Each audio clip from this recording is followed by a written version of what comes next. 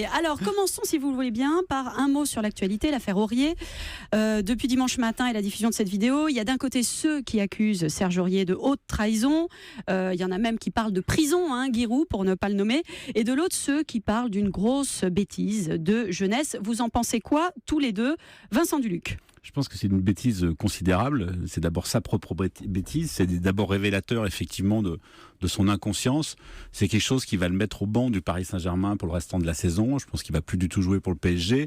C'est révélateur d'abord du rapport au monde de ces jeunes gens qui sont pas très lucides. Mais oui, dans un édito d'hier, vous disiez ils comprennent ni qui ils sont, ni le monde qui les entoure. Oui, alors bon, il a 23 ans, donc on peut éventuellement avoir un peu d'indulgence pour ça. Simplement, à ce niveau de rémunération, il doit effectivement comprendre un petit peu mieux ce qui se passe autour de lui.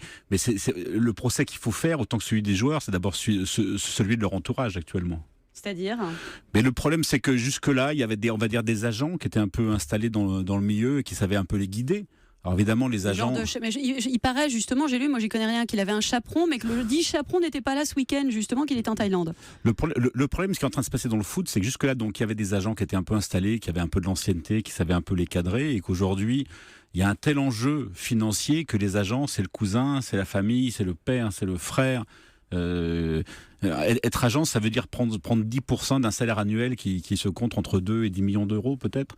Donc forcément, maintenant tout le monde est agent et plus personne ne s'y encadrer et chacun est dans une espèce de logique individuelle. Plus personne ne pense vraiment à l'équipe ni au contexte et c'est d'abord cet entourage qui est coupable pour moi.